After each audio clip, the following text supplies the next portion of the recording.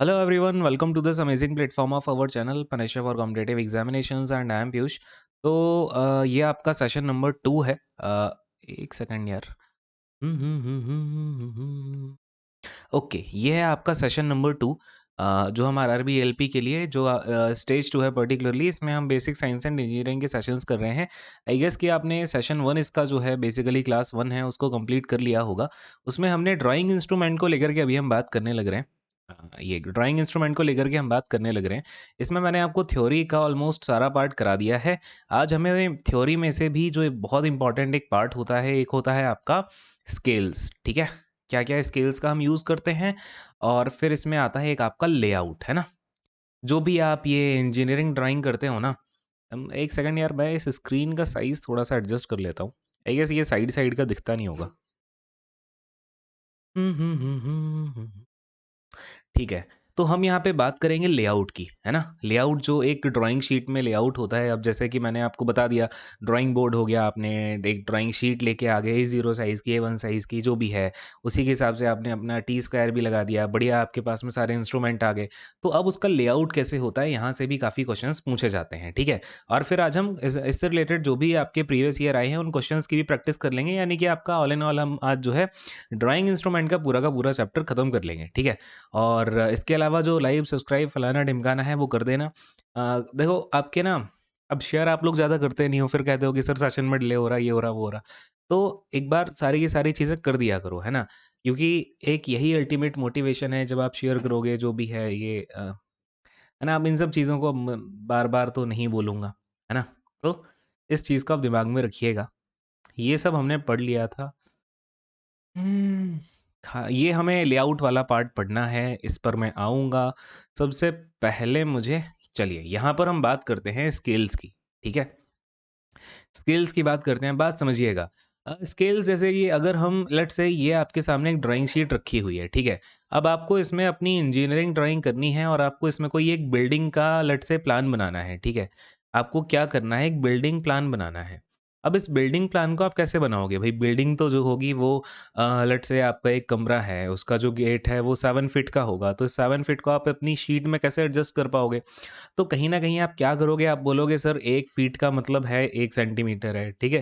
कहीं न कहीं आप लेट करोगे ना, है ना? तो वही चीज़ इसको ही बोलते हैं हम स्केल, ठीक है? और ये जो इस तरीके का स्केलिंग सिस्टम होता है, जहाँ पे हम एक असम्पशन लेते हैं कि 1 फीट का मतलब 1 सेंटीमीटर है या फिर 100 एमएम का मतलब यहाँ पे आप लेट्स से मैं 1 एमएम ही यहाँ पे अपना लिख रहा हूँगा, शीट में 1 एमएम बनाऊँगा बट उसका मतलब है कि वो 100 एमएम है, ठीक है? तो इस तरीके की चीज़ है।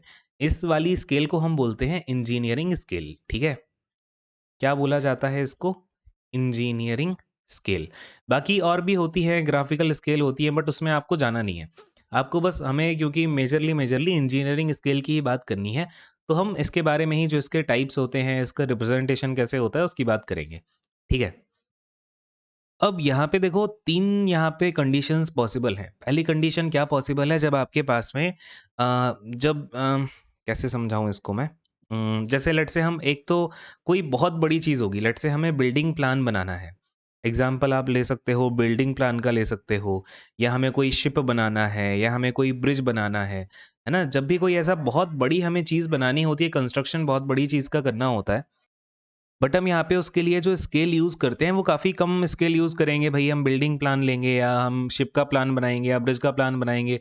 तो हम कहीं न कहीं क्या करेंगे, लेट्स से अगर मैं बोलता हूँ तो हम अगर वहाँ पे लेट्स से वो 100 फीट है, ठीक है? 100 फीट का कोई मुझे यहाँ पे एक लाइन ड्रॉ करनी है। मैंने कहा भई ये जो एक लाइन जानी है ना यहाँ से, वो एक्चुअल में 100 फीट की होनी चाहिए। बट अब मैं जब अपनी इस ड्राइंग शीट में उसको बनाऊँगा, तो मैं कहूँगा यार ये जो मैंने यहाँ पे 10 सेंटीमीटर की लाइन खींच दी है ना, यही आप 100 मीटर की सपोज़ करके चलो। तो बेसिकली हुआ क्या कि आपने इसको रिड्यूस कर दिया, जो इसका एक्चुअल साइज़ था उसको आपने रिड्यूस करके शो किया है। तो इसको ही हम बोलते हैं रिड्यूसिंग स्केल, ठीक है? क्या बोलते हैं इसको? Reducing scale. जब आपने एक्चुअल चीज़ को उसको रिड्यूस करके शो किया हुआ है अपनी ड्राइंग ड्राइंग शीट में, ठीक है? अच्छा, दूसरी चीज़, अब देखो यहाँ पे मैं कुछ रटाऊँगा नहीं, मैं जो भी समझा रहा हूँ उसको समझते जाइएगा, आपके एग्ज़ाम में काम आ जाएगा, दैट्स इट, ठीक है? इससे ज़्यादा हमें इसका यूज़ होना भी नहीं है, ठीक है? तो पहली चीज़ हो गई। दूसरी चीज़ आपकी हो गई लेट्स से जैसे कोई वॉच के जो पार्ट होते हैं, सबसे बढ़िया एग्जांपल, जैसे आप जो घड़ी है, जो हाथ वाली घड़ी की अगर हम बात करें, रिस्ट वॉच हो गई, तो उसमें बहुत छोटे-छोटे पार्ट्स यूज़ होते हैं उसके। आप अगर स्पेयर पार्ट देखोगे तो कोई इतना सा है, कोई इतना सा है बिल्कुल। तो आप अपनी जो इंजीनियरिंग ड्राइंग की आपकी शीट है, उसमें ड्राइंग शीट में आप इतना छोटा-छोटा पार्ट तो नहीं बनाओगे भई, क्योंकि नहीं तो पता ही नहीं चलेगा। ऐसे-ऐसे करके एक होता है, ऐसे-ऐसे करके एक होता है, तो उसको आप उतना साइज़ का थोड़ी बना दोगे, उसको आप क्या करोगे, बड़ा करके बनाओगे। तो उस केस में क्या होगा कि अगर वो 1 एमएम साइज़ की है एक्चुअली में, तो आप शो करोगे कि सर ये मैं 100 सेंटीमीटर से शो कर रहा हूँ। मैंने इसको देखो क्या कर दिया, बड़ा कर दिया ना। मैंने एक्चुअली में ये 1 एमएम का था, लेकिन मैं इसको 1 सेंटीमीटर में दिखा रहा हूँ, या फिर ये अगर 1 एमएम का होगा, लेट्स से मैं इसको 10 एमएम का दिखा रहा हूँ साइज़, तो बढ़ा करके दिखा रहा हूँ। तो it is your enlarging scale, ठीक है? इसको हम क्या बोलते हैं? इनलार्जिंग स्केल बोलते हैं। क्लियर है ये वाली बात? तो जब भी आप कोई छोटी चीज़ होगी, उसका एक्चुअल साइज़ तो छोटा होगा, बट आप उसे शो करोगे एज़ अ बड़ा, मतलब बड़े उसके मेज़रमेंट्स लोगे, तो उसको हम क्या कर रहे हैं, इनलार्ज, और यही होती होती है आपकी इनलार्जिंग स्केल। ये तो अभी नाम है, अभी हम एक्चुअली इसके में आरएफ फैक्टर की बात करेंगे, तब आपको और क्लैरिटी आएगी। तो एक बार बस ध्यान से सुनते जाना है लेक्चर को। ये हो गया, तीसरा वाला पार्ट क्या होगा? अब देखो, आपने बड़े को छोटा करके लिख दिया, छोटे को बड़ा करके लिख दिया, बट ऐसा भी होगा ना कहीं पे कि आप सेम साइज़ का यूज़ करोगे। जैसे कि लेट्स से आपका कोई नट बोल्ट है, एवरेज नट बोल्ट है, तो उसका अगर हमें यहाँ पे ड्राइंग करनी होगी शीट में, तो हम एग्ज़ैक्ट साइज़ का यूज़ कर लेंगे भई। मैंने कहा 10 सेंटीमीटर का है मेरा बोल्ट, तो आपने कहा ठीक है सर, 10 सेंटीमीटर मैं यहाँ पे बना देता हूँ। सेम साइज़ का बना दिया आपने, कोई भी यहाँ पे आपने बड़ा-छोटा नहीं किया। अगर सेम साइज़ का करते हैं तो उसको हम बोलते हैं फुल स्केल, ठीक है? तो ये हो जाती है आपकी फुल स्केल। अब यहाँ पे मुद्दा क्या है ना, ये मुद्दा है यार कि यहाँ स्पेस ही नहीं बचा। हुँ। चलो फिलहाल तो मैं कलर चेंज करता हूँ। तो देखो यार, मुद्दा ये है कि एक होता है आपका रिप्रेजेंटेटिव फ्रैक्शन, रिप्रेजेंटेटिव फ्रैक्शन, ठीक है? अब इस आरएफ रिप्रेजेंटेटिव फैक्टर फ्रैक्शन, आपको इसका मतलब जब भी मैं आरएफ का यूज़ करूँगा, that is your representative fraction, ठीक है? अच्छा, अब रिप्रेजेंटेटिव फ्रैक्शन का मतलब क्या होता है? इसका मतलब है कि आपने जो भी लेंथ यूज़ करी है ड्रॉ करने में, तो फिर लेंथ ऑफ ड्राइंग, है ना? इसमें आप डिवाइड कर दीजिए actual length of object, actual length of object, ठीक है? तो हमारा निकल के आ जाता है रिप्रेजेंटेटिव फ्रैक्शन। यानी कि रिप्रेजेंटेटिव का मतलब क्या होता है? मैं कुछ ना कुछ अपना रिप्रेजेंटेशन दिखा रहा हूँ। भई इसमें आप रेशियो देखोगे तो एक्चुअल वाले को मैं किस तरीके से रिप्रेजेंट कर रहा हूँ, उसी का तो रेशियो है ये। बात समझ में आ रही है ना? अब जैसे कि मैंने, अगर मैं पहले वाले केस की बात करूँ, तो मैंने 10 सेंटीमीटर का यूज़ किया था, तो इसका आरएफ क्या होना चाहिए?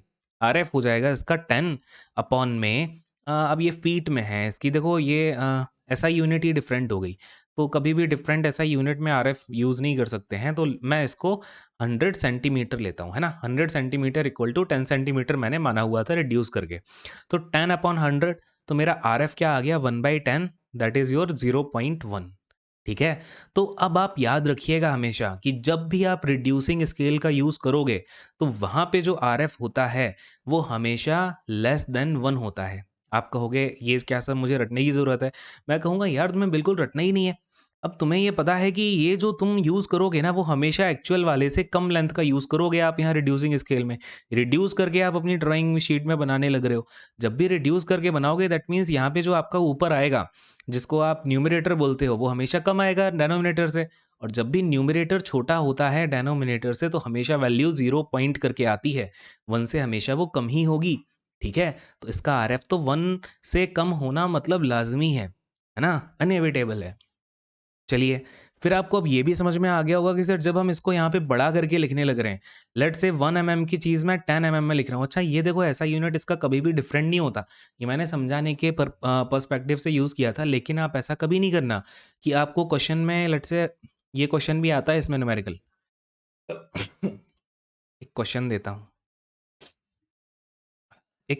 हूँ, लेट्स से आपका जो एक्चुअल लेंथ ऑफ ऑब्जेक्ट है, वो है यहाँ पे 100 मीटर, ठीक है? और जो आपने लेंथ ऑफ ड्राइंग यूज़ करी है उसके रिस्पेक्टिव में, वो यूज़ करी है आपने 100 सेंटीमीटर। वो आपसे क्वेश्चन पूछेगा कि इसका आरएफ बता दो।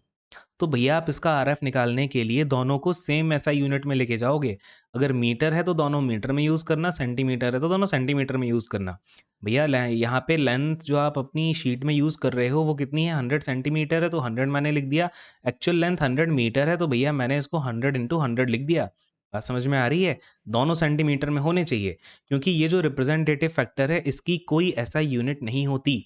It has no SI unit. अब ये भी कोई रटने वाली बात है क्या? बिल्कुल नहीं है। आपको पता है कि सर हम जब भी यूज़ करेंगे ना इसमें, तो सेम ऐसा यूनिट होनी चाहिए, तो ऊपर वाला सेंटीमीटर, नीचे वाला सेंटीमीटर डिवाइड करने लग रहे हो, तो ये कट ही जाएगा। तो यूनिटलेस आपकी क्वांटिटी होती है रिप्रेजेंटेटिव फ्रैक्शन, ठीक है? तो इससे रिलेटेड भी अगर ये आएगा तो रटने की नीड है क्या? बिल्कुल नहीं है। चलो भई। ये हो गया, ये हो गया। हाँ, तो मैं ये बता रहा था अगर 1 एमएम का है आप उसमें 10 एमएम का यूज़ करने लग रहे हो, तो 10/1 होगा ना इसका रेशियो हमेशा ज़्यादा ही होगा, क्योंकि आपको पता है आप इनलार्ज करके यूज़ कर रहे हो।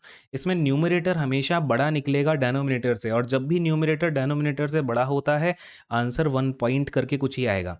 इसका आरएफ हमेशा ग्रेटर दैन 1 होता है। ठीक है? अरे बोलो हाँ, ठीक है? अच्छा, अब ये फुल स्केल का मतलब क्या है? जो आपका जैसा है वैसा यूज़ करने लग रहे हो। तो न्यूमरेटर डिनोमिनेटर यहाँ पे क्या होगा, इक्वल होगा। जब भी आपका न्यूमरेटर डिनोमिनेटर इक्वल होता है तो उसकी वैल्यू कितनी आती है, 1 आती है। तो इसका आरएफ हमेशा 1 आएगा, ठीक है? तो क्या यहाँ आपको कुछ रटने की आवश्यकता है? इससे जो भी रिलेटेड क्वेश्चन आएगा, कितना भी घुमा दे, तो वो कर लोगे कि नहीं कर लोगे? चलो भई। अब आपको मैं 1-2 और अच्छी चीज़ें बताता हूँ रिप्रेजेंटेटिव फैक्टर के बारे में। यहीं पे यूज़ कर लूँ क्या? अच्छा, ये एक डाउट भी आया है ये बच्चे को। इस क्वेश्चन का एक डाउट आया था शायद, मैं एक बार एक्सप्लेन करूँगा इसको, है ना? जिस भी बच्चे का डाउट होगा वो। तो मैं क्या बोल रहा था आपसे? हाँ, रिप्रेजेंटेटिव फ्रैक्शन के बारे में आप एक और चीज़ याद रखिए, ये क्वेश्चन भी अक्सर देखने को मिलता है। जब भी आपको आरएफ निकालना होगा, RF in terms of length, ठीक है? 3 चीज़ें होती हैं। पहला होता है RF in terms of length, दूसरा होता है RF in terms of area, ठीक है? तीसरा होता है आपका RF in terms of volume, ठीक है? ये 3 चीज़ें हैं। अब मैंने जो आपको ऊपर सिखाया वो किसके रिस्पेक्ट में था? वो लेंथ के रिस्पेक्ट में था ना, क्योंकि हमने क्या बोला कि भैया ऊपर वाले की लेंथ और नीचे वाले की लेंथ को डिवाइड कर दो। ऊपर वाला बोले तो जो भी आप अपनी शीट में लेंथ यूज़ करोगे, लेंथ ऑफ ड्राइंग सॉरी, और जो एक्चुअल लेंथ ऑफ ऑब्जेक्ट होगी उसमें उसका आप उसमें डिवाइड कर दोगे। लेकिन ये तो हो गया आपका डायरेक्ट। तो बेसिकली मैं यहाँ पे लिख देता हूँ लेंथ ऑफ ऑब्जेक्ट अपॉन में आपने डाल दिया एक्चुअल लेंथ, है ना? Actual length. तो ये तो हो गया आपका RF in terms of length. लेकिन जब भी हम एरिया की बात करेंगे ना, तो एरिया में आप क्या करोगे? ऊपर तो आपको पता है भैया, जो भी आप यहाँ पे अपनी ड्राइंग में यूज़ करने वाले हो, तो एरिया ऑफ ऑब्जेक्ट ये लिख लेना आगे, है ना? इन ड्राइंग, नहीं तो बाद में कन्फ्यूज़न वगैरह आ जाए। तो area of object in drawing, और इसमें आप डिवाइड कर दो actual area of object, actual area of object, ठीक है? तो इसका आपका हो जाएगा स्क्वायर रूट, ठीक है? याद रखिएगा, एरिया में हमने क्या लगा दिया? Square root. तो अब आपको थोड़ा-थोड़ा सा आपके ज्ञान के चक्षु खुल रहे होंगे, हम वॉल्यूम में क्या करेंगे? बताओ फटाफट से। वॉल्यूम में आप कर दोगे क्यूब रूट, ठीक है? और ऊपर क्या आ जाएगा? ये volume of object in drawing और डिवाइडेड बाय एक्चुअल वॉल्यूम। अरे बोलो हाँ, समझ में आती है ना इतनी सी बात? तो ये हो गया आपका आरएफ के बारे में। अच्छा, अगर कभी आपसे सोचो उसने क्वेश्चन दे दिया कि आपका आरएफ है, लेट्स से उसने आरएफ बता दिया आपको 1.5 है आपका आरएफ, ठीक है? एंड उसने बता दिया कि आपका जो length of object in drawing, है ना? इन ड्राइंग है, वो है 10 सेंटीमीटर का, और फिर वो आपसे एक्चुअल लेंथ पूछ ले, तो बता सकते हो ना? इसमें तो कन्फ्यूज़ नहीं हो जाओगे, क्योंकि आपको पता है RF equal to length upon का एक्चुअल लेंथ होता है। इसको आंसर बताना मुझे कमेंट करके, ठीक है? ये अब मैं नहीं बता रहा कि अब मैं इसकी भी डिटेल बताऊँगा, अगर फिर क्या छोटे बच्चे हो अभी आप? चलिए भई, अब ये हो गया आपका स्केल्स, ठीक है? अच्छा, स्केल्स में ये हम क्या करने लग रहे थे, ये बेसिकली मैंने आपको क्लासिफिकेशन ऑफ स्केल्स करा दिया। ठीक है? क्लासिफिकेशन ऑफ स्केल कराने लग रहा हूँ मैं आपको और इसमें हमने ये जो स्केल का टाइप देखा, देखो बेसिकली ये क्या है? इसका साइज़ ही तो है, इनलार्ज कर दिया साइज़, साइज़ को रिड्यूस करके लिख दिया, साइज़ का हमने same to same full scale size में लिख दिया। तो ये था इसका क्लासिफिकेशन बेस्ड ऑन साइज़, ठीक है? बेस्ड ऑन साइज़ और इससे इतने ही सवाल बनते हैं। अब हमें थोड़ा-सा और देखना है, यहीं पे लिख देता हूँ, ठीक है? अब हमें थोड़ा-सा देखना है क्लासिफिकेशन बेस्ड ऑन टाइप हो जाएगा, है ना? अरे यार, ये पेन को क्या हो जाता है? बेस्ड ऑन टाइप, है ना? तो अब स्केल बेस्ड ऑन टाइप का मतलब क्या होता है? हमने ये साइज़ के हिसाब से तो देख लिया कि यार ऐसे-ऐसे कहानी बनेगी, आरएफ बनेगा, 3 टाइप की स्केल हो गई, लेकिन अलग-अलग टाइप की स्केल भी होती है। जैसे कि अगर हम बात करें, सबसे पहले नंबर पे आती है आपकी प्लेन स्केल, ठीक है? ये क्वेश्चन ऐसा भी एक बार आ रखा है कि कितने बेस्ड ऑन टाइप कितने टाइप्स की स्केल होती है ना? तो बेस्ड ऑन टाइप आपका होती हैं टोटल 5 तरीके की स्केल। प्लेन स्केल होती है, डायगोनल स्केल होती है। अच्छा देखो यार, मैं इसके ना बहुत डिटेल में भी आपको चीज़ बता सकता हूँ। थोड़ी-सी हाँ डिटेलिंग करा ही दूँगा। डायगोनल स्केल हो गया, वर्नियर स्केल हो गया, ठीक है। इसके बाद में आती है आपकी करस्पॉन्डिंग स्केल, करस्पॉन्डिंग, या फिर इसको ही कंपैरेटिव स्केल भी बोलते हैं, कंपैरेटिव स्केल, ठीक है। अच्छा, अब आप ना इस चीज़ को समझने के लिए, इंजीनियरिंग ड्राइंग को समझने के लिए ना आपको दिमाग में बिल्कुल ये रखना है कि आप एक इंजीनियर हो, ठीक है। आप यहाँ पे ड्राइंग करने लग रहे हो, किसी बिल्डिंग का प्लान बना रहे हो आप, ठीक है। तो ये चीज़ आप दिमाग में लेके चलोगे ना तो और भी बेहतर समझ में आएगा। खैर, करस्पॉन्डिंग और कंपैरेटिव आपकी स्केल हो गई। और फिर आती है आपकी स्केल ऑफ कॉर्ड्स, ठीक है? Scale of chords. अब बेसिकली इंजीनियरिंग ड्राइंग वाले जो बच्चे होते हैं ना, उनको ना ये क्वेश्चंस आते हैं सीधे कि आप प्लेन स्केल बना दो, या लेट्स से जैसे क्वेश्चन कैसा होगा, क्वेश्चन में बता दिया जाएगा कि आपका आरएफ लेट्स से है, एक क्वेश्चन ही करा देता हूँ। आरएफ आपका लेट्स से 1/60 है, फिर आपसे बोल देगा कि जो यूनिट आपको शो करनी है स्केल पे, बेसिकली प्लेन स्केल का मतलब क्या होता है ना, ये 2 कॉन्सेक्यूटिव यूनिट दिखा सकता है। 2 कॉन्सेक्यूटिव यूनिट्स को शो कर सकती है एक प्लेन स्केल। तो इसमें ने बोला कि आपको यूनिट दिखानी है, 2 यूनिट दिखानी है, एक तो 1 मीटर की, एक 1 डेसीमीटर की, ठीक है? फिर ये बोल देगा कि उसकी जो मैक्सिमम लेंथ है ना, मैक्सिमम लेंथ का मतलब होता है जो एक्चुअल लेंथ है, ठीक है? अच्छा, एक चीज़ और, आपको एग्ज़ाम में हो सकता है कि आरएफ में जहाँ-जहाँ मैंने एक्चुअल लेंथ बोला है, उसकी जगह आपको मैक्सिमम लेंथ करके दे दिया जाए। तो आपका ये दिमाग खुद से चलना चाहिए कि भैया मैक्सिमम लेंथ कहाँ हो सकती है? जो उस ऑब्जेक्ट की एक्चुअल में लेंथ है ना? तो उसको कई बार मैक्सिमम लेंथ बोल देते हैं। बट मैं मैक्सिमम लेंथ यूज़ करना इसलिए उचित नहीं समझता हूँ, क्योंकि जो आपका ये वाली है ना मैग्नीफाइंग स्केल, जब हम यूज़ करते हैं, तब वहाँ पे मैक्स लेंथ का मतलब थोड़ा-सा गड़बड़ा जाता है ना? इसलिए। तो कहाँ थे? हाँ, तो इसकी मैक्सिमम लेंथ इसने बोला आपके पास में 6 मीटर की एक लेंथ है, और फिर लेट्स से ये आपको बोल देगा कि बताओ कि आप इसके लिए एक यूनिट स्केल बना दो, है ना? ऐसा क्वेश्चन आएगा। एक प्लेन स्केल आप इसके लिए बना दो बेसिकली, है ना? तो अब क्या करते हैं ये कि भई प्लेन स्केल बनाने के लिए आपने लेट्स से एक डब्बा बना दिया, ठीक है? अब ये डब्बा आप कितने सेंटीमीटर का बनाओगे? तो यहाँ पे इंजीनियरिंग ड्राइंग करने के लिए मैंने क्या बताया, आपको सबसे पहले length of object in drawing निकालनी होगी, क्योंकि अगर आप 6 मीटर को कितने से शो करोगे? कैसे पता चलेगा भैया? आरएफ आपके पास में गिवन है, तो आरएफ इंटू मैक्सिमम लेंथ कर देना, यानी कि 6 मीटर। अच्छा, हम क्या मीटर में यहाँ पे डाल सकते हैं? नहीं, हम तो यहाँ पे सेंटीमीटर में काम करेंगे, तो 600 ले लो इसको। कितना आ गया? 10। यानी कि आप यहाँ पे 10 सेंटीमीटर की एक लाइन आपने यहाँ पे बना दी। अब आपको क्या करना होता है, अब देखो मैं पूरी डिटेलिंग में नहीं जाऊँगा, जितना आपके एग्ज़ाम पॉइंट ऑफ व्यू से ज़रूरी है, जितना समझ में आ जाए उतना समझ लो। 10 सेंटीमीटर की मैंने बना दी। अब इसने कहा कि 6 मीटर की है एक्चुअल में लेंथ, तो मुझे इस 10 सेंटीमीटर के 6 टुकड़े करने होंगे। बात समझ रहे हो? इस 10 सेंटीमीटर के 6 टुकड़े करने के लिए क्या करते हैं, यहाँ पे किसी भी एंगल पे आप 6 सेंटीमीटर का एक लाइन खींच देना, ठीक है? और फिर इसको यहाँ से मिला देना, है ना? और इसके 6 सेंटीमीटर के 6 टुकड़े हो जाएँगे। इसको यहाँ जोड़ देना, इसको यहाँ जोड़ देना, इसको यहाँ जोड़ देना, इसको यहाँ। 1 2 1 2 3 4 5 5 ही हुए। ये ऐसा हाँ, ऐसा, ठीक है? ये मान लो। तो ये यहाँ पे जहाँ-जहाँ ये जुड़ेगा, तो ये आपके लिए एक स्केल का काम कर जाएगा कि भैया ये जो मैंने माना हुआ है, इतना हिस्सा, ये पहला टुकड़ा हो गया, तो ये हो गया आपका 1 मीटर का टुकड़ा, ठीक है? अब 1 मीटर हो गया, दूसरी इसने बोला था 1 डेसीमीटर बताओ। तो ऐसे ही आप दूसरी लाइन यहाँ खींच देना, इसे हम सपोज़ कर लेना कि अ, ये 2 सेंटीमीटर की आपने लाइन खींच दी, 1 सेंटीमीटर में 10 डेसीमीटर होते हैं। है ना? तो फिर इसको ऐसे जोड़ देना, यहाँ से बन जाएगा।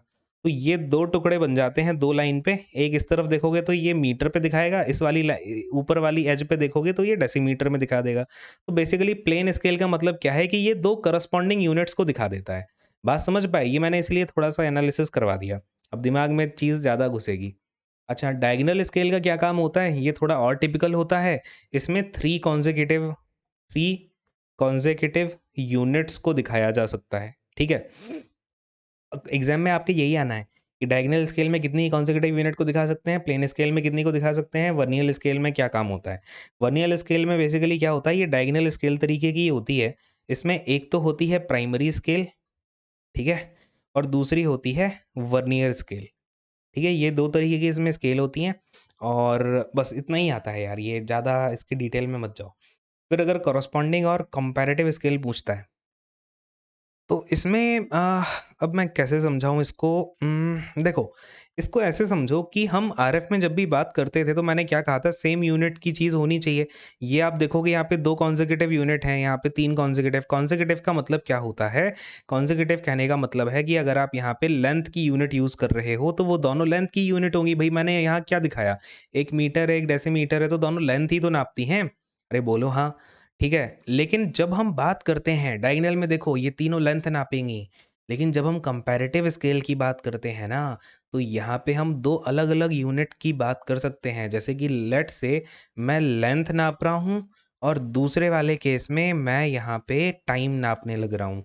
तो यहाँ एक तो मैं किलोमीटर की मतलब वो स्केल आपका किलोमीटर के रिस्पेक्ट को भी कैलिब्रेट करेगी और टाइम लेट्स से टाइम ले लो आप मिनट में। है ना? तो किलोमीटर मिनट को ये एक यहाँ पे आपका बेसिकली वो दिखाएगी रिलेशन, है ना? कि जैसे-जैसे किलोमीटर बढ़ रहा है तो किलोमीटर का मिनट के साथ क्या रिलेशन है। तो बात समझ पा रहे हो? इसमें कॉन्सेक्यूटिव यूनिट्स की बात होती है, लेकिन यहाँ पे यूनिट्स जो हैं वो डिफरेंट हो जाती हैं जब हम कॉरेस्पॉन्डिंग या कंपैरेटिव स्केल की बात करते हैं, ठीक है?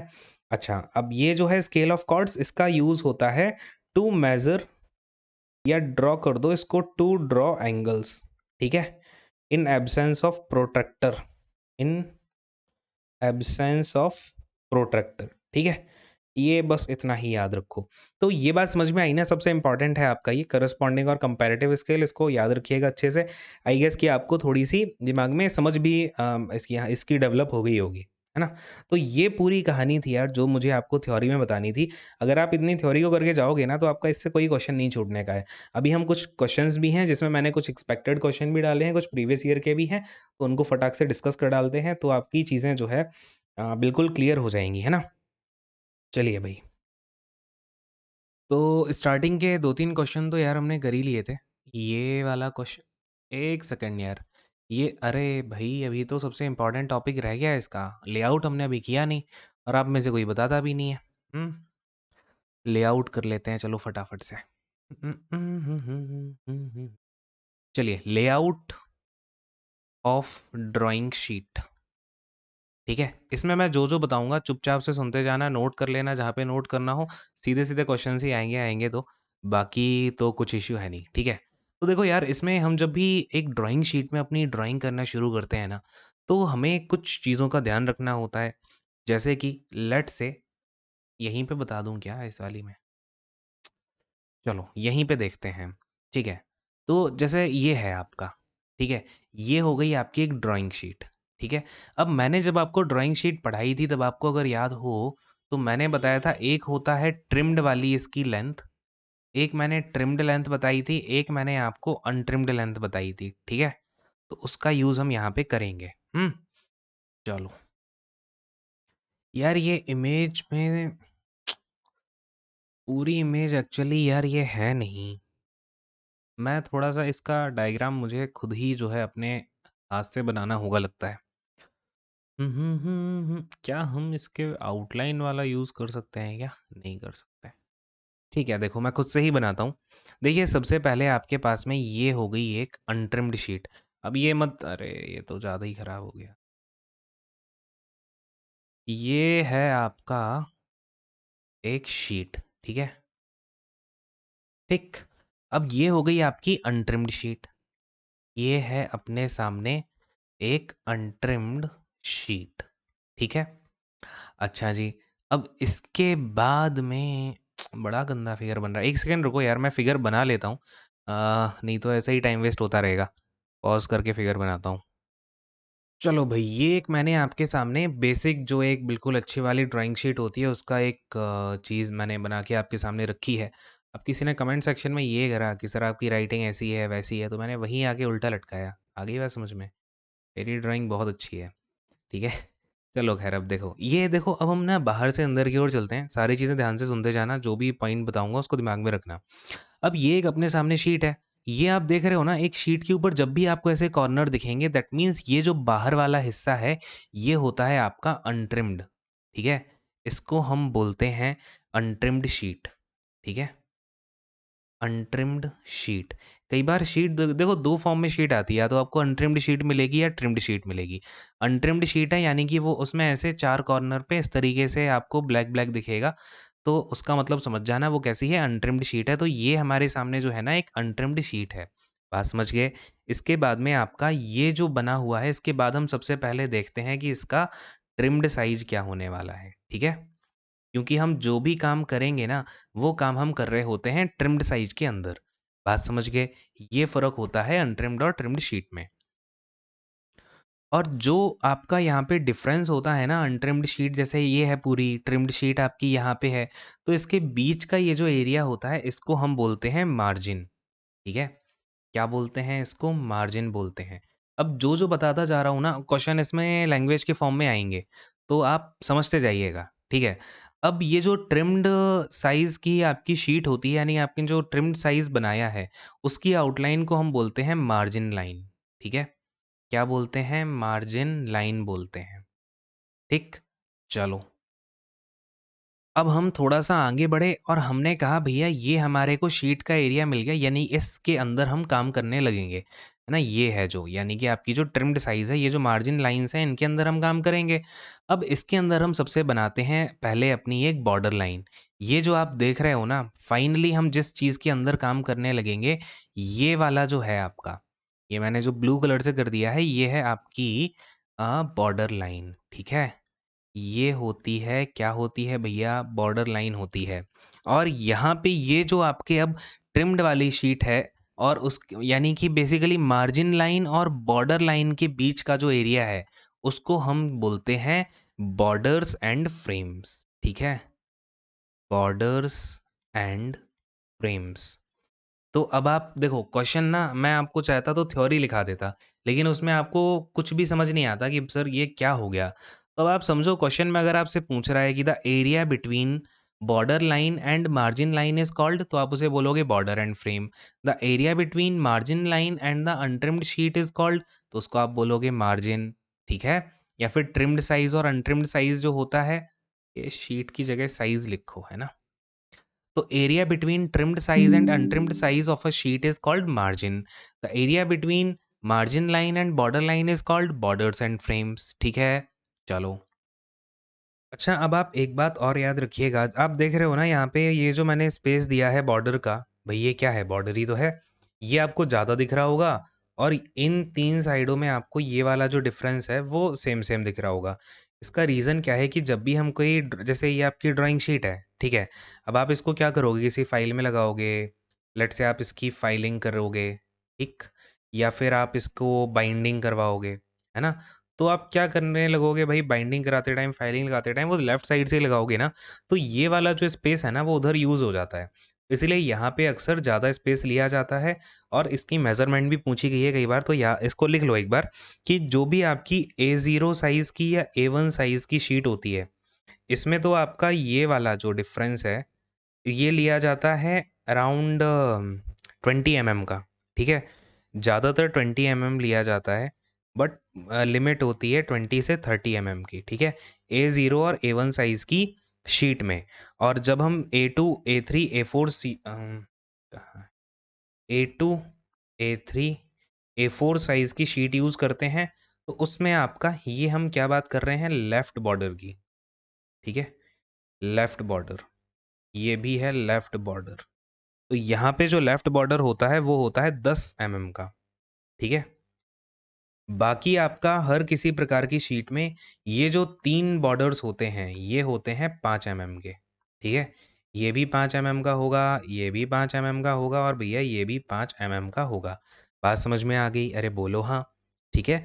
तो ये बेसिकली आपका ज़्यादा स्पेस हम क्यों देते हैं लेफ्ट साइड में, ताकि आप फाइलिंग कर पाओ, बाइंडिंग कर पाओ, ये शीट जहाँ भी लगेगी आपकी ड्राइंग का जो हिस्सा है वो सुरक्षित रहेगा। कई बार जब बहुत मोटी बाइंडिंग हो जाती है, फाइलिंग हो जाती है, तो यहाँ का हिस्सा भी अक्सर नहीं दिखता है, तो इसलिए हम ज़्यादा ही लेके चलते हैं इसको। आप देख रहे हो ना 4 टाइम्स ज़्यादा ले रहे हैं अदर साइड से, तो ये एक बात है। अच्छा, अब ये जो बेसिकली है आपका, अगर मैं बात करूँ होल सोल आपकी जो ड्राइंग दिखेगी, वो इसके अंदर दिखेगी ना, इस वाले डब्बे के अंदर। इस वाले डब्बे को ही बेसिकली बोल दिया जाता है फ्रेम, और फ्रेम में ही आपकी होती हैं बॉर्डर लाइन्स। तो याद रखिएगा, बॉर्डर लाइन्स से मिलकर के क्या बनता है, फ्रेम बनता है ना? तो एक ये चीज़ भी याद रखिएगा। और बॉर्डर्स एंड फ्रेम का मतलब समझ रहे हो ना, यहाँ पे ये मत समझना बॉर्डर्स और फ्रेम एक ही बात है। Border is this area, but frame is this line. ये जो लाइन का पूरा डब्बा बनेगा ना, ये है फ्रेम, ठीक है। इसको भी, मेरे शब्दों को आप बिल्कुल ध्यान से सुनते रहना, है ना, ये नहीं कि आप इधर उधर हो रहे हो। चलो, अब यहाँ तक की कहानी क्लियर हो गई, सारी की सारी लाइनें हमारे को क्लियर है। अब हम यहाँ पे एक जोन सिस्टम की बात करते हैं। देखो भाई, किसकी बात करने वाला हूँ मैं, ज़ोन सिस्टम की बात करूँगा, ठीक है। ज़ोन सिस्टम क्या होता है? ज़ोन सिस्टम बोलता है कि भाई आपके पास में क्या होनी चाहिए, आपकी ड्राइंग शीट में ग्रिड रेफरेंसेस होने चाहिए। ग्रिड रेफरेंसेस का मतलब समझ में आता है क्या आपको? देखो, अब जैसे ये है, ये आपका बॉर्डर है, ये वाला एरिया जो है ये बॉर्डर का एरिया है ना? अब इस बॉर्डर में क्या किया जाएगा, कुछ ग्रिड्स बना दिए जाएँगे, कुछ ग्रिड्स वर्टिकली बना दिए जाएँगे और कुछ ग्रिड आपके इस तरीके से बना दिए जाएँगे। लेट्स से ये हो गया, फिर इससे इक्वल दूरी पे ये बना दिया, फिर इससे इक्वल दूरी पे ये बना दिया। यही सपोज़ करके चलना, ये मैं इक्वल दूरी पे बना रहा हूँ, है ना?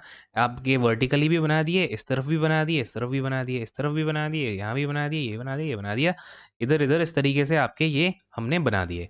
अब ये जो है ना इक्वल इक्वल डिस्टेंस वाले, इनको हम बोलते हैं ग्रिड रेफरेंस, ठीक है। इनको क्या बोला जाता है भाई, ग्रिड रेफरेंस बोला जाता है। ग्रिड रेफरेंस में अब आप याद रखिएगा, क्वेश्चन ये बनता है कि जो आप विड्थ के साइड बना रहे हो, ये क्या है, विड्थ इसकी ये होती है विड्थ, है ना, विड्थ होती है ये, और फिर लेंथ होती है आपकी ये वाली।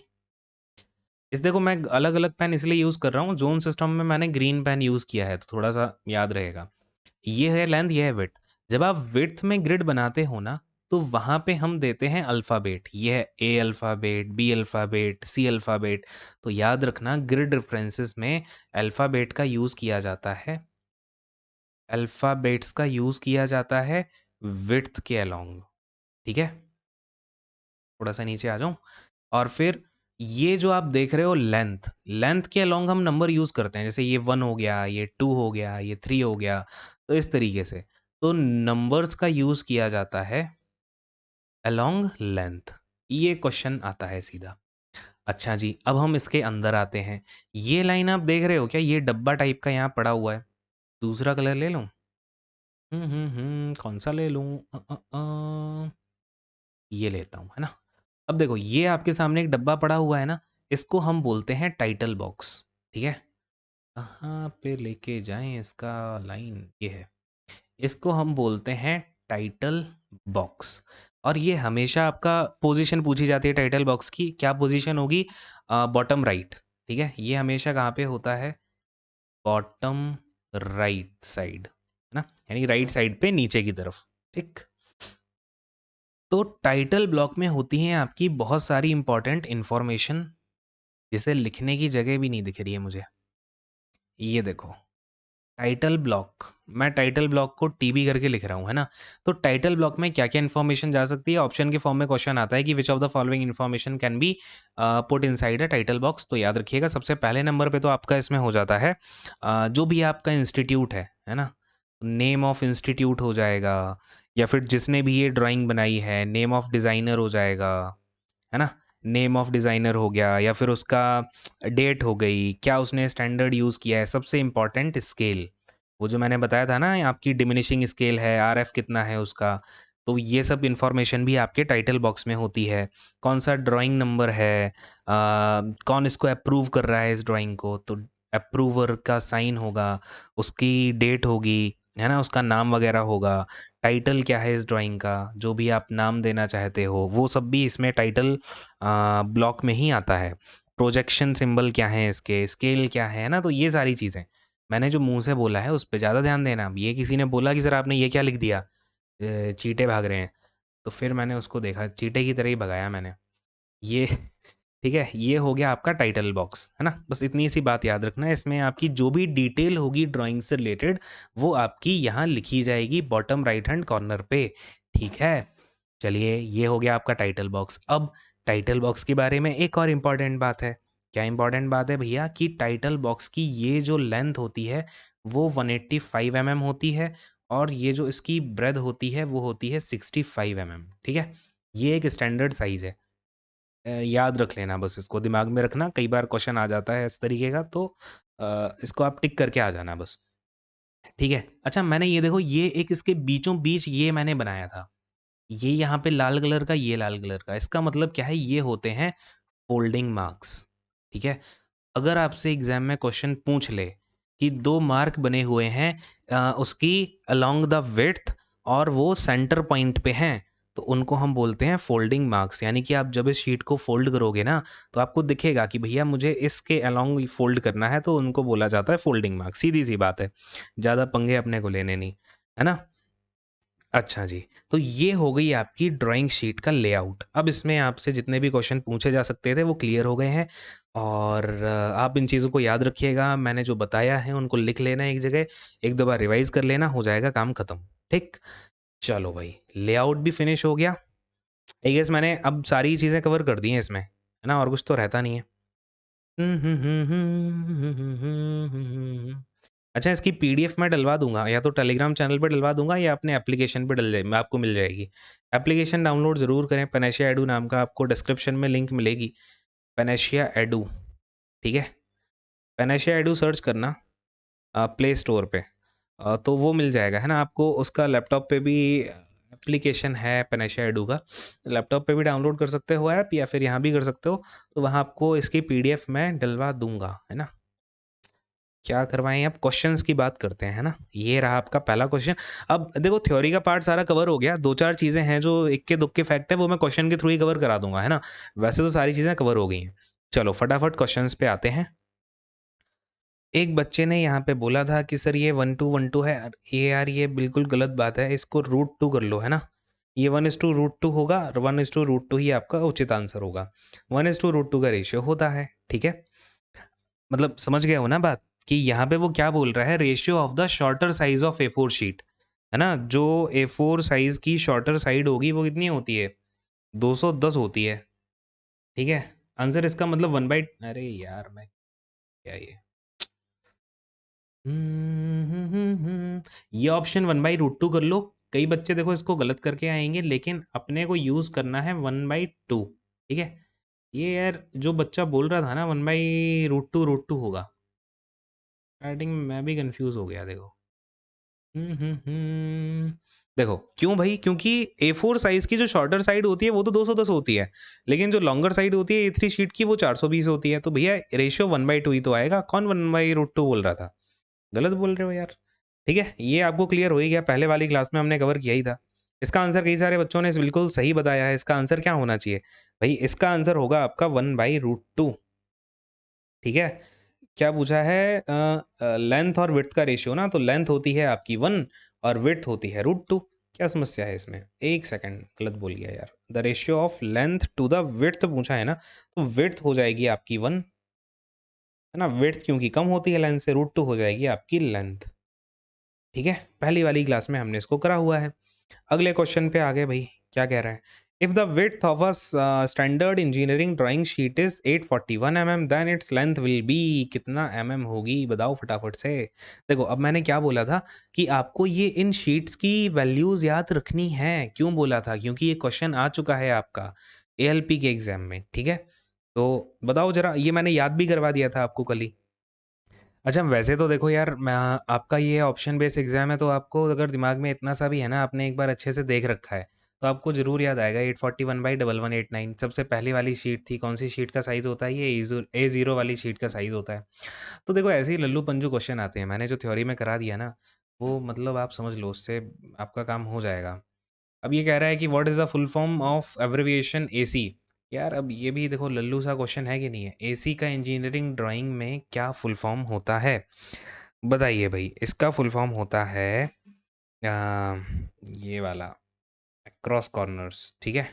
क्या बोलते हैं भैया? एक्रोस कॉर्नर, क्योंकि ए यार थोड़ा-सा कॉमन सेंस यूज़ करो ना। अटैच्ड सर्कल कुछ होता है क्या? नहीं होता है। एयर कंडीशनिंग कहाँ से आ जाएगी आपकी इंजीनियरिंग ड्राइंग में? नहीं होगी। एरियल कट कोई आपने लगाया, ऐसा कोई बात नहीं हुई। एक्रोस कॉर्नर्स कहाँ से आया है? तो जब भी हमें 2 कॉर्नर के बीच की डिस्टेंस का मेज़रमेंट करना होता है, तो हम बोलते हैं अक्रॉस कॉर्नर। जैसे आपके सामने ये एक लेट्स से रेक्टेंगल पड़ा हुआ है, तो ये वाले कॉर्नर से लेके ये वाले कॉर्नर के बीच में जो भी मेज़रमेंट होगा, उसको हम बोल देंगे अक्रॉस कॉर्नर। अगर ये कॉर्नर ए है, ये बी है, ये सी है, ये डी है, तो across corner A C, across corner D and C, ये वाली डिस्टेंस हो जाएगी, है ना? तो इसको बोला जाता है अक्रॉस कॉर्नर्स, ठीक है? ऐसी छोटी-छोटी चीज़ें जो मुझे लगी हैं, वो मैंने आपके क्वेश्चन में भी इंक्लूड की हुई हैं। अच्छा जी, इंजीनियरिंग ड्राइंग में एलएच का मतलब क्या होता है? अब ये जो सारे क्वेश्चन्स हैं ना, एक बार खुद से भी आंसर करने का कोशिश करना। ये भी एएलपी में पूछा गया सवाल है। बताओ भई, एलएच क्या होता है? लेफ्ट हैंड होता है। क्योंकि अब देखो, आपको मैंने बताया था ना कि लेफ्ट हैंड साइड में हम ज़्यादा यहाँ पे बॉर्डर रखते हैं। तो कितना बॉर्डर रखते हैं ज़रा बताना? 20 टू 30 एमएम का रखते हैं ना? तो एलएच का उसमें यूज़ करते हैं हम, है ना? तो LH LH is your left hand. फिर इसमें अगर हम कुछ शॉर्ट फॉर्म्स की बात करें, तो मैं कुछ लिखा ही देता हूँ जो कि अक्सर यूज़ होते हैं। जैसे एक तो आपका एसी था, फिर होता है एक आपका एएफ। एएफ का मतलब होता है अक्रॉस फ्लैट्स, अक्रॉस फ्लैट्स, ठीक है? फिर एक होता है आपका LMC, least material condition, least material condition, ठीक है? फिर एक होता है आपका ओडी, ओडी बोलते हैं आउटर डायमीटर को, आउटर डायमीटर, है ना? और एक होता है आपका आईआर, और एक होता है ओआर। ये होता है इनर रेडियस, है ना? इनर रेडियस, और ये होती है आउटर रेडियस। रेडियस तो खैर दोनों में सेम ही है ना? ऊपर वाले के जैसी। इसके बाद में आपका एमएफडी का मतलब आप जानते ही होंगे, मैन्युफैक्चर्ड होता है। और फिर एआर का यूज़ करते हैं, है ना? अक्सर शॉर्ट फॉर्म में हम एआर लिख देते हैं। इसका मतलब होता है एज़ रिक्वायर्ड। ऐसे छोटे-मोटे कुछ फुल फॉर्म्स हैं जो कि आपको पता होने चाहिए। अगले वाले सवाल पे आते हैं भैया, एएलपी का ही क्वेश्चन है। अब देखो इसने फिर से आपका पेपर के साइज़ के डायमेंशन पूछ लिया। बता दो ज़रा फटाक से कि 594/841 कौन से वाले शीट का साइज़ होता है? अब ये आपको ना तुरंत दिमाग में आपके ये चीज़ आनी चाहिए कि सर ने यहाँ पे मुझे एक शीट बताई थी ए0। ए0 में तो सर ने बताया था कि यार 1189/841 होता है। फिर सर ने कहा था कि ये वाली जो चीज़ है इसकी लेंथ बन जाएगी, और 841 बाई कुछ आता है यहाँ पे। तो वो कुछ क्या है? 594, ठीक है?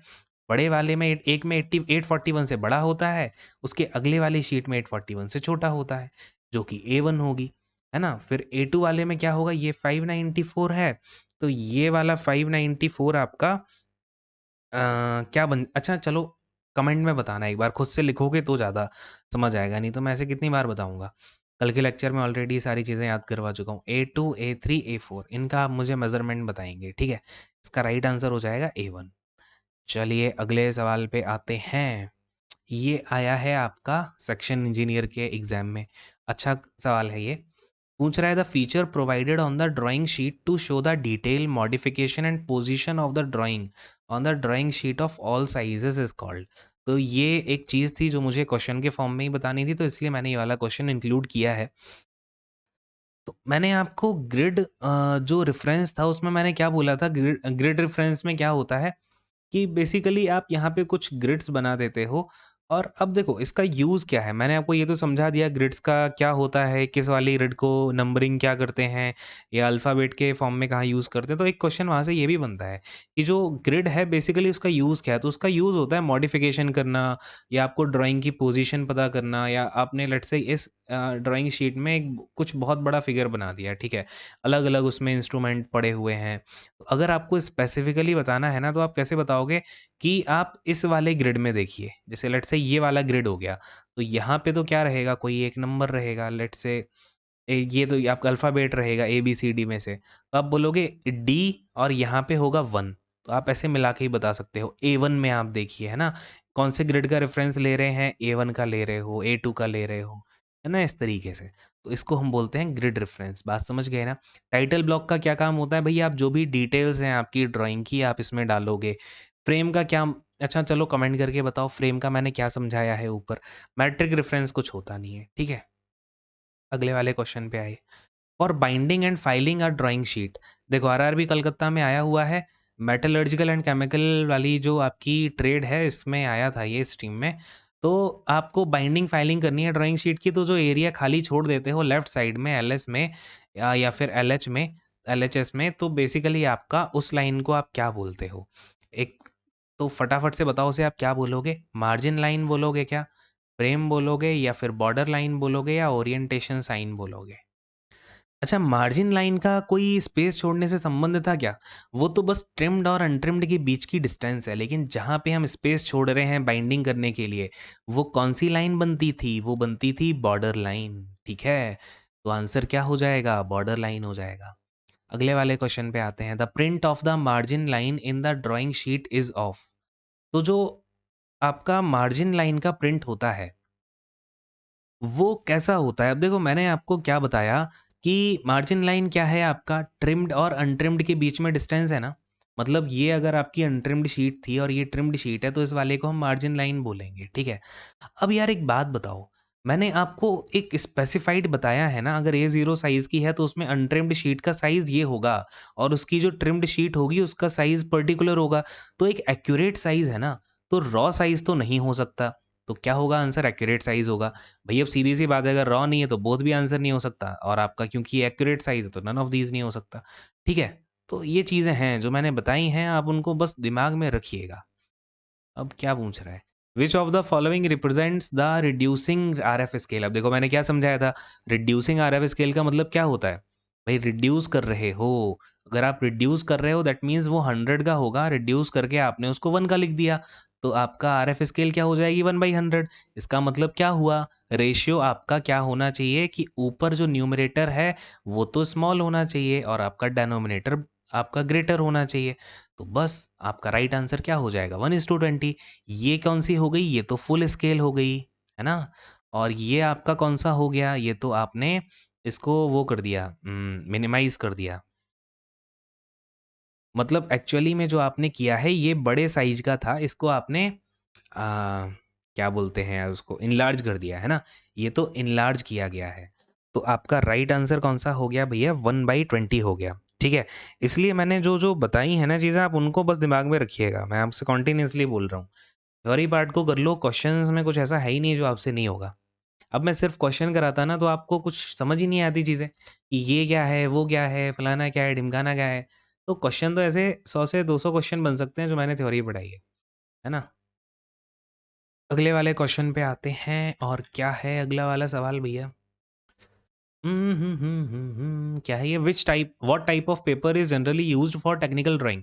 टेक्निकल ड्राइंग करने के लिए आप देखो कार्ट्रिज पेपर का यूज़ भी कर सकते हो। कार्ट्रिज पेपर समझते हो ना? वो जो, अरे कार्ट्रिज पेपर इज़ लाइक कि जो सबसे अच्छी क्वालिटी का पेपर होता है, 90 जीएसएम होता है ये।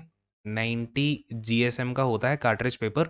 तो बेसिकली जब आपको पेंसिल से ड्राइंग करनी है वो आप कार्ट्रिज पेपर पे करते हो। ट्रेसिंग पेपर आपको पता ही है भई, ट्रेसिंग पेपर का यूज़ तो हम कर ही सकते हैं ना टेक्निकल ड्राइंग में। अगर कोई मेरे पास में ड्राइंग बन रखी है, मुझे उसको को ट्रेस करना है, तो ट्रेसिंग पेपर का यूज़ कर लेंगे, क्या समस्या है? ट्रेसिंग पेपर का जो जीएसएम होता है वो याद रख लेना, बस 38 से 63 जीएसएम तक का होता है ये, ठीक है? चलो भैया, तो आंसर क्या हो जाएगा? Both of the above. अगले वाले सवाल पे आते हैं, लल्लू सा क्वेश्चन था। What is the what are the importance and benefits of the free hand drawing? मैंने आपको ऊपर बताया था कल वाले लेक्चर में सबसे पहले कि भाई दो टाइप की आपकी ड्राइंग होती है, इंजीनियरिंग ड्राइंग होती है, ग्राफिकल ड्राइंग होती है। ग्राफिकल में क्या होता है, फ्री हैंड आपको जो भी आर्ट बनानी है बनाते जाओ। तो भैया इसका बेनिफिट क्या है? क्या इस ये क्या है, बहुत जल्दी बनाई जा सकती है एंड उसके साइज़ का हमें आइडिया हो जाता है। Practice anyone an excellent idea about the measurement. क्या ये, अरे यार ये तो देखो बड़ा ही प्यारा चीज़ हो गई। It is quick to design, ठीक है? डिज़ाइन करने के लिए क्विक तो है। क्या लेकिन मुझे उसके साइज़ का पता चल पाता है? भई आप इंजीनियरिंग ड्राइंग में तो आरएफ स्केल, आरएफ फैक्टर का यूज़ करके या फिर आप स्केल का यूज़ करके बता सकते हो कि भैया उसका साइज़ ये होगा। लेकिन क्या फ्री हैंड ड्राइंग में ऐसा हो सकता है? नहीं हो सकता है। जो प्रैक्टिस है फ्री हैंड ड्राइंग की, उससे किसी को एक्सीलेंट आइडिया होगा उसके मेज़रमेंट का? बिल्कुल नहीं होगा।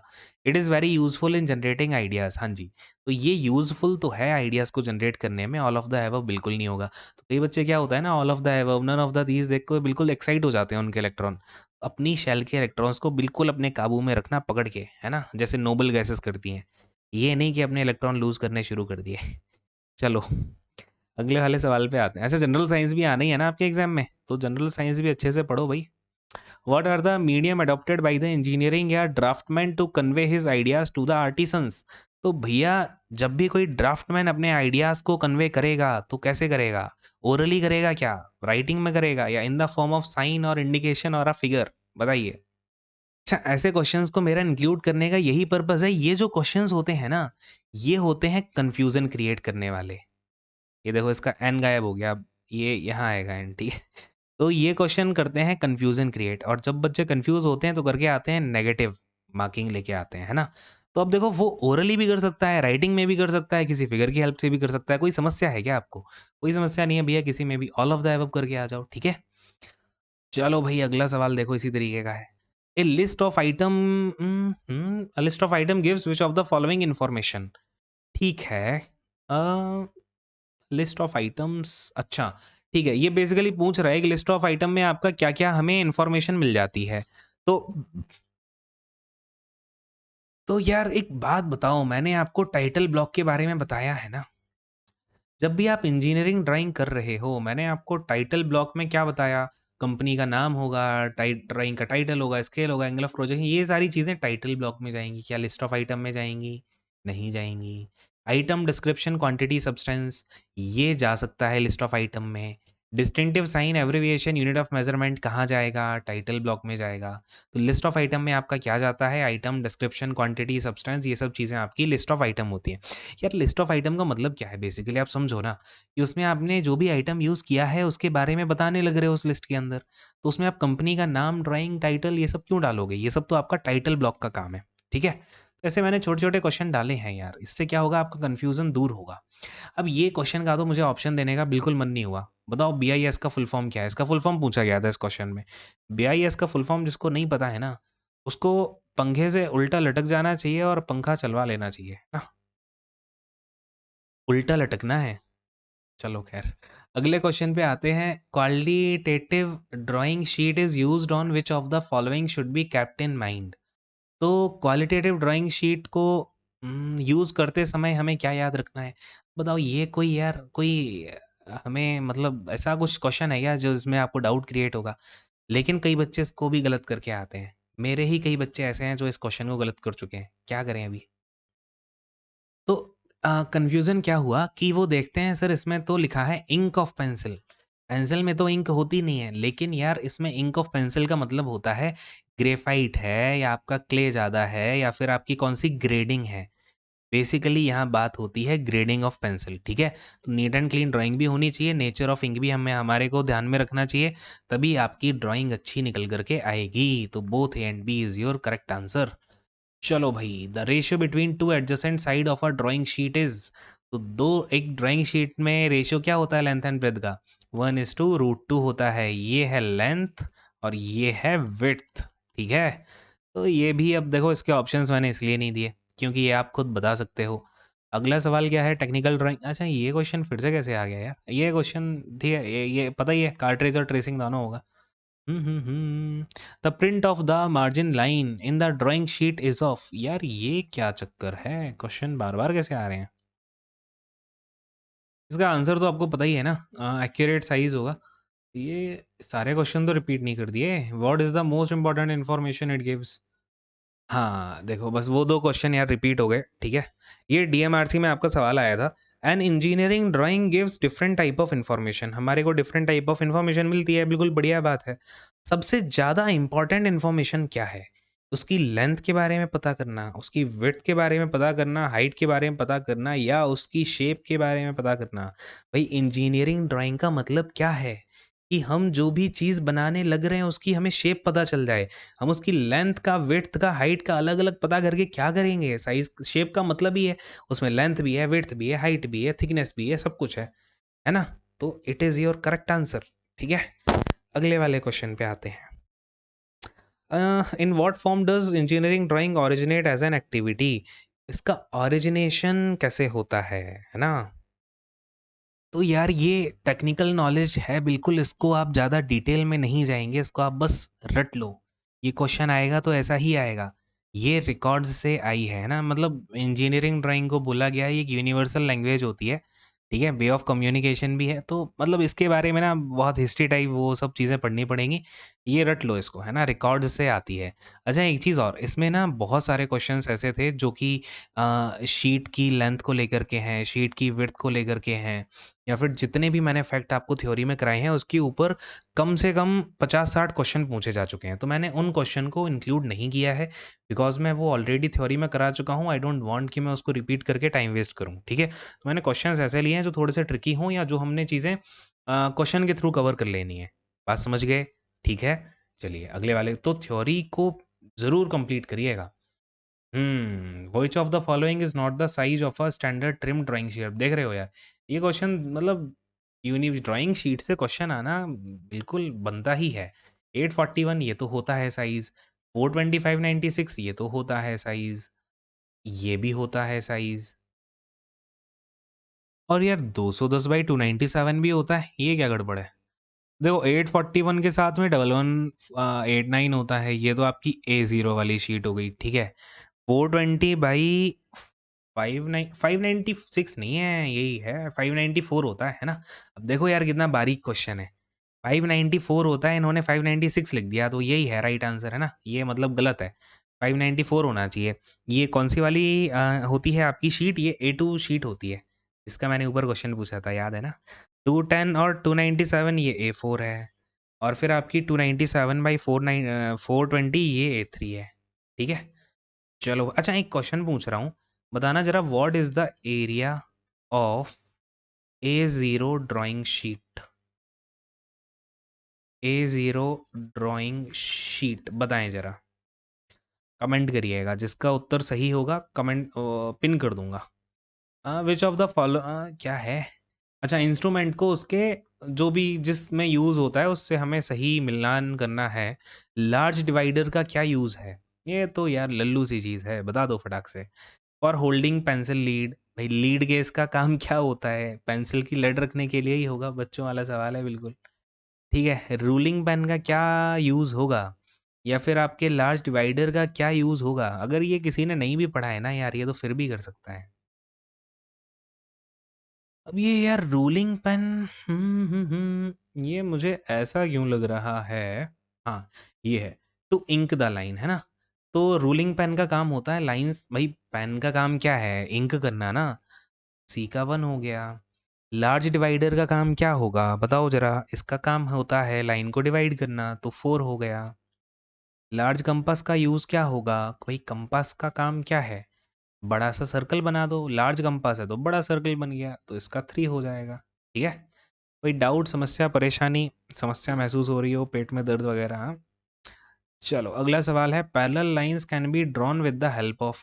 पैरेलल लाइन किसकी मदद से बना सकते हो?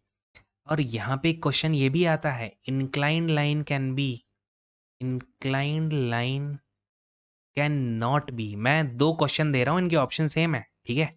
Inclined line can not be drawn with, चलो भैया बताओ, इस वाले का आंसर देखते हैं। पैरेलल लाइन आप टी स्क्वायर की मदद से बना सकते हो, बिल्कुल बना सकते हैं। मिनी ड्राफ्टर की मदद से बिल्कुल बना सकते हैं। सेट स्क्वायर की मदद से बिल्कुल बना सकते हैं। भैया सेट स्क्वायर का पेयर है, ऐसे करके बना दो, दो दो सेट स्क्वायर आपको मिलेंगे इस तरीके के, बना सकते हैं वहां से आप पैरेलल लाइन। तो इसका राइट आंसर क्या हो गया? All of this.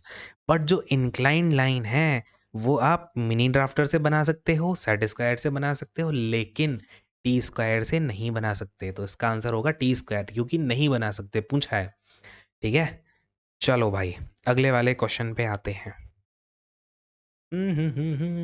Where is the title block made on the drawing sheet? अरे यार बता दो फटाफट से, कहाँ बनाते हैं? लोअर राइट कॉर्नर में, बॉटम राइट कॉर्नर में, है ना?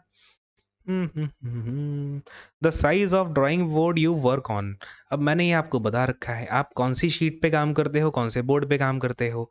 भैया D2 बोर्ड पे काम करते हो ना, बताया था ना। अब D2 B2 बातें की है, वो बी का यूज़ कर रहा है वो नॉमेनक्लेचर में, तो B2 राइट आंसर कर दो। कौन सी शीट यूज़ होती है? A2 शीट यूज़ होती है। कौन सा ये यूज़ होता है आपका टी स्क्वायर, T2 वाला यूज़ होता है ना? अब क्या है, क्या कह रहा है? Trimmed size of a drawing sheet is given by. Trimmed size जो होता है किससे होता है भाई? ट्रिम साइज मार्जिन लाइन से होता है ना। देखो जो बताया यार वही चीज़ें हैं, कुछ बड़ी बात इसमें है नहीं। फ्रेम क्या होता है, बॉर्डर लाइन क्या होता है, बॉर्डर क्या होता है, सारी बातें बता रखी हैं ना। जब भी ये बॉर्डर लाइंस को आप जो, जब हम सारी बॉर्डर लाइन को रेफर करेंगे, इट इज़ योर फ्रेम। जब एक होगी तो वो बॉर्डर लाइन है इसकी। यहाँ पे ये जो डिस्टेंस होगी, यहाँ पे ये होती है 5 mm, ये होती है 5, ये होती है 5, ये होती है 10 या फिर 20 या फिर 30। ठीक है, अब आप बताइए जरा 10 किस केस में होती है और 20 और 30 किस केस में होती है? ठीक, चलो अब यार आज के सेशन को हम यहीं पे रखते हैं। आई होप कि आपको जितनी भी सवाल आते हैं ना वो सारे क्लियर हो ही गए होंगे, है ना। दुनिया जहान के सवाल इससे बनेंगे, बट जो पढ़ा दिया उससे बाहर नहीं जाएगा। तो सेशन कैसा लगा कमेंट सेक्शन में बताइएगा ज़रूर, एंड कोई डाउट होता है कमेंट सेक्शन में आप छोड़ सकते हैं। अच्छे से पढ़ते रहिए, मेहनत करते रहिए, एंड यार ये थोड़ा सा आप शेयर भी करिएगा, नहीं तो जो टीम है वो मेरे ऊपर प्रेशर बनाती है कि आप सर इतने ज़्यादा टाइम का बना रहे हो, कुछ रिस्पॉन्स नहीं आ रहा। तो दुनिया जहान की चीज़ें हैं, मुझे ये सब सुनना बिल्कुल पसंद नहीं है ना। तो आप अपने एंड पे जो भी हैं चीज़ें वो करिएगा। Thank you so much, God bless you all, take care and bye bye. अच्छे से पढ़ते रहिए, मेहनत करते रहिए।